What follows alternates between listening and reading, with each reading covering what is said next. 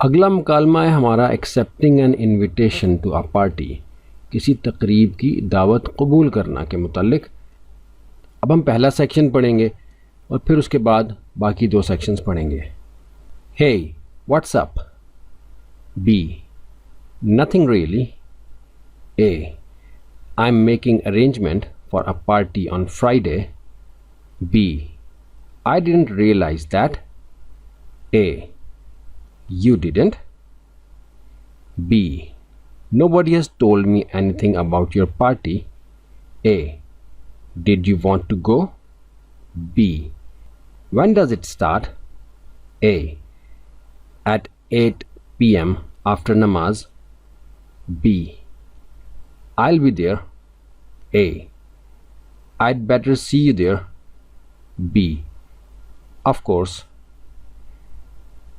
तो ये इसकी अंग्रेज़ी थी। अब इसका उर्दू तर्जुमा देख लेते हैं। ए ने कहा हे, यानी हे जो है वो मुखातिब करने के लिए है, लेकिन ये तकरीबन वैसा ही है जैसा कि आप किसी को उर्दू में ओए कह के बुलाते हैं, जो कि इतना ज़्यादा महज़िब नहीं समझा जाता, लेकिन दोस्त अहबाब या करीबी लोग आपस में नॉन फॉर्मल सिचुएशन में ऐसे अल्फाज इस्तेमाल कर लेते हैं, लेकिन किसी फॉर्मल सिचुएशन में यानी अदब आदाब को मलहूज़ रखते हुए इस तरह के अल्फाज इस्तेमाल नहीं किए जाते। तो ए ने बी को मुखातिब किया हे कह के। व्हाट्सअप, व्हाट्सअप जो है अगर अंग्रेज़ी के असल सोर्स को देखें तो वहाँ शायद हमें इसका मतलब मिलेगा ही नहीं। ये बाद की चीज़ें हैं जो आजकल के माहौल में ईजाद हुई हैं। व्हाट्सअप यानी इसका अंदाज़ा करने के लिए अगर आप सेकंड कॉलम का फर्स्ट स्टेटमेंट जो ए का है वो अगर आप पढ़ें, what's going on with you, और तीसरे कॉलम में व्हाट्स गोइंग ऑन, तो आपको समझ आ जाएगा कि व्हाट्सएप से मुराद यही है कि क्या हो रहा है। बी नथिंग रियली, नथिंग कुछ नहीं, रियली यकीनी तौर पर यानी कुछ ख़ास नहीं हो रहा। बी की स्टेटमेंट दूसरे कॉलम में देखें तो आपको अंदाज़ा हो जाएगा। उसने कहा fine what's going on with you, fine यानी ठीक है, तुम्हारी तरफ क्या हो रहा है। और तीसरे कॉलम में बी की स्टेटमेंट है नॉट मच, कुछ ज़्यादा नहीं। हम पहले कॉलम को पहले मुकम्मल करेंगे, लेकिन थोड़ा आपको अंदाज़ा हो रहा है कि इसकी मानी क्या है। A I am making arrangement for a party on Friday, इस बात को दोहरा दें कि आपने इमिटेट करना है और शेडो की टेक्निक भी इस्तेमाल करनी है, पीछे पीछे चलना है। तो ख़ुद से भी पढ़ें और जैसे हम पढ़ रहे हैं वैसे भी पढ़ें, ताकि आपके तलफ़्फ़ुज़ की भी साथ इंशाल्लाह मशक होती जाए। लेकिन आप ये समझ रहे हैं यहाँ कि यहाँ कोई ग्रामर नहीं है, ये एक आम तर्ज़ की बोलचाल है जो कि हकीकी ज़िंदगी में होती है, और यही सीखना असल बुनियाद है। कोई भी ज़ुबान ऐसी नहीं कि जिसकी ग्रामर पहले लिखी गई हो और लोगों ने वो ज़ुबान बाद में सीखी हो। ज़ुबान हमेशा पहले पैदा होती है और ग्रामर उसकी बाद में लिखी जाती है, तो इसलिए बिल्कुल कोई परेशान होने की ज़रूरत नहीं है। ए ने कहा आई am making arrangement for a party on Friday. I M मैं हूँ, मेकिंग बना रहा या कर रहा, अरेंजमेंट बंदोबस्त, फॉर अ पार्टी एक दावत का, ऑन फ्राइडे जुमे के दिन। तो बी ने कहा I didn't realise that, I didn't यानी डिड नॉट, मैंने नहीं किया, रियलाइज एहसास, दैट इस बात का, मैंने इस बात का एहसास नहीं किया यानी मुझे पता नहीं चला या मुझे एहसास नहीं हुआ इस बात का कि आप किसी दावत की तैयारी कर रहे हैं जुमे के दिन के लिए। ए ने कहा यू डिडंट यानी यू डिड नॉट, यानी ये हैरानी के साथ जैसे आप किसी को कहते हैं कि अच्छा क्या तुम्हें वाकई नहीं पता, इस तरह की जो बात होगी उस तर्ज पे उसने कहा यू डिडंट, इसीलिए आगे सवालिया निशान है। बी ने कहा nobody has told me anything about your party. Nobody किसी शख्स ने नहीं, हैज़ टोल्ड मी बताया मुझे, एनीथिंग अबाउट योर पार्टी कुछ भी तुम्हारी दावत के बारे में, यानी मुझे किसी ने नहीं बताया तुम्हारी दावत के बारे में। ए ने कहा did you want to go, did you क्या तुम, वॉन्ट चाहते हो, टू गो जाना, यानी क्या तुम उस पार्टी में जाना चाहते हो। बी ने कहा when does it start, when कब, डज इट स्टार्ट वो शुरू होगी। ए ने कहा एट 8 PM आफ्टर नमाज, एट 8 PM, PM होता है रात के लिए, यानी एट PM रात के 8 बजे, आफ्टर नमाज नमाज के बाद। बी ने कहा आई विल बी देयर, अब आई और आगे डबल एल जो हैं आई विल के मानों में है। आई विल बी देयर होता तो ये शॉर्ट फॉर्म में आइल बी देयर लिखा जाता है, ये लिख सकते हैं आइल बी देयर, मैं वहाँ मौजूद हूँगा। आइल बी देयर यानी कि मैं वहाँ आ जाऊँगा। ए ने कहा I'd better see you there, I'd better मैं बेहतर सी यू देयर देखूँगा तुम्हें उधर, यानी मैं तुम्हें वहाँ देखना चाहूँगा या तुम्हारा मुंतज़र रहूँगा, इस मानों में ये बात है। I'd better see you there. B ने कहा ऑफ कोर्स यकीनी तौर पर। श्योर जैसे हमने पहले पढ़ा था SURE, वो भी यकीनी तौर पर के मानों में आता है, और ऑफ कोर्स ये भी उसी मानों में आता है। जैसे आप कहें कि यकीनन या बेशक या ज़रूर, यानी मुस्बत एक्सप्रेशन है अपने इस तासुर का। तो ये हमने पहला कॉलम देखा, आपने इसको दोहराया। अब पॉज कर दें और इसको नोट डाउन करें और इसका तर्जुमा साथ तहरीर करें, और फिर अगले दो कॉलम्स हम देखते हैं। ये मश्क हम करते चले जा रहे हैं, और ये अल्लाह के फ़ज़ल से ये कंटेंट आपके कोर्स में दाखिल किया गया है। हर तरह का कंटेंट इंटरनेट पे अवेलेबल है, लेकिन उसमें से सही चीज़ें सेलेक्ट करना, उनको कंबाइन करना और मौसर बनाने के लिए उनकी तरतीब देना, ये सिर्फ अल्लाह ताला की तौफीक से ही होता है। तो आप इससे भरपूर फ़ायदा उठाने के लिए इन हिदायत पे अमल करें जो कि इसके साथ आपको दी जा रही हैं। अब हम दूसरा कॉलम देखेंगे। ए ने कहा what's going on with you. B fine what's going on with you. A I am having a party this Friday. B I had no idea. A is that right. B I don't hear anything about it. A can you go? B what time? A it starts at 8 o'clock after Isha. B I'll come. A I hope that I'll see you there. B no doubt. थोड़ा सा मुनफरिद है पहले से, interesting है, आप गौर से सुनेंगे इसका तर्जुमा। ए ने कहा what's going on with you. What's क्या, गोइंग ऑन हो रहा है, चल रहा है, विद यू तुम्हारे साथ, यानी तुम्हारे यहाँ क्या हो रहा है। बी ने कहा फाइन ठीक है। What's going on with you, उसने वही सवाल उससे किया है। पहली स्टेटमेंट में उसने उससे सवाल नहीं किया था, सिर्फ कहा था नथिंग रियली, लेकिन अब उसने कहा है fine what's going on with you, ठीक है तुम्हारी तरफ क्या चल रहा है। तो ए ने कहा आई am having a party this Friday. I am having मेरे पास है, अ पार्टी एक दावत, दिस फ्राइडे इस जुमे को। बी ने कहा I had no idea. I had no idea मुझे नहीं है कुछ अंदाज़ा, नो आइडिया यानी मुझे इस बारे में कुछ पता नहीं है। जैसे कि उसने पहले कहा था आई डिडंट रियलाइज़ दैट, मुझे इसका एहसास नहीं है। तो दूसरे कॉलम में इसके जवाब में ए ने कहा इज़ दैट राइट, क्या ये दुरुस्त है, सवालिया निशान है, इज़ दैट राइट क्या ये दुरुस्त है। बी ने कहा I didn't hear anything about it. I did not को डिडंट है, I didn't hear anything about it. I didn't मैंने नहीं, हेयर सुना, HERE हेयर सुना, एनीथिंग कोई चीज़ भी, अबाउट इट इसके बारे में, मैंने इस बारे में कुछ नहीं सुना। A can you go, can you क्या तुम, गो जा सकते हो, कैन यू गो क्या तुम जा सकते हो। बी व्हाट टाइम किस वक्त, व्हाट टाइम किस वक्त। आप देखेंगे पहले उसने कहा था कि व्हेन डज इट स्टार्ट, वो किस वक्त शुरू होगी।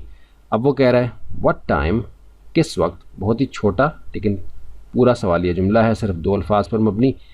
और तीसरे कॉलम में आप देख सकते हैं बी ने इस मौके पर कहा है what time does it start.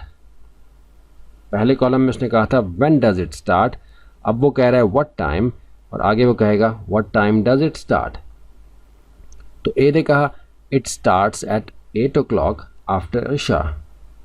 It starts at 8 o'clock after इशा। पहले उसने 8 PM कहा था ताकि उसको पता हो कि शाम का वक्त। अब उसने कहा है कि इट स्टार्ट्स वो शुरू होगी एट 8 o'clock 8 बजे आफ्टर इशा, इशा के बाद। अब ज़ाहिर है कि इशा सुबह के वक्त तो नहीं होती, इशा का वक्त तो होता ही रात को है, लेकिन उसने पहले 8 PM कह के रात का वक्त भी ज़ाहिर कर दिया था और आफ्टर नमाज कहा था, लेकिन नमाज का वक्त नहीं बताया था। लेकिन पहली स्टेटमेंट में अगर वो PM ना कहता, यानी शाम के वक्त का इजहार ना करता, तो सिर्फ नमाज कहने से सुनने वाले को शायद अंदाज़ा ना होता कि ये किस वक्त की बात कर रहा है। मिसाल के तौर पर अगर वो कहता at 5 आफ्टर नमाज, अब सुनने वाला समझ ना पाता कि at 5 आफ्टर नमाज तो मुमकिन है कि ये सुबह के 5 की बात कर रहा हो, यानी फजर की नमाज के बाद। तो वहाँ उसने PM कह के इस चीज़ को वाज़े कर दिया कि ये शाम की बात हो रही है आफ्टर नमाज। तो 8 PM तो ज़ाहिर है उसको अंदाज़ा होगा कि 8 बजे मगरिब नहीं होती होगी, इशा ही होती होगी उस मौसम में जब ये बात की जा रही है। तो दूसरे कॉलम में ए की इस बात पर कि it starts at 8 o'clock after इशा, बी ने कहा I will come, double L जो है वो विल के लिए है, आई विल कम को आई विल कम लिखा हुआ है, मैं आ जाऊँगा। ए ने कहा I hope that I will see you there, यानी I hope I will see you there. Double L जो है विल के लिए है, हमने पहले भी बताया है। आई होप मैं ख्वाहिश करता हूँ, that I will see you there मैं तुम्हें देख सकूँ उधर। नो डाउट कोई शक नहीं। पहले स्टेटमेंट में उसने कहा था ऑफ कोर्स यकीनी तौर पर, अब वो कह रहा है नो डाउट कोई शक नहीं। और आखिरी कॉलम में आप देख रहे हैं कि बी कह रहा है यू विल, हाँ तुम, यानी कि तुम ज़रूर देखोगे। दूसरा कॉलम हमने देखा, तर्जुमा किया, रीड किया और उम्मीद की कि आपने इसको लिखा है और इमिटेट करेंगे, शैडो करेंगे, ट्रांसलेशन और टेक्स्ट इसका तहरीर करेंगे और फिर अगले कॉलम पे चलेंगे इंशाल्लाह। अब हम तीसरा कॉलम देखते हैं।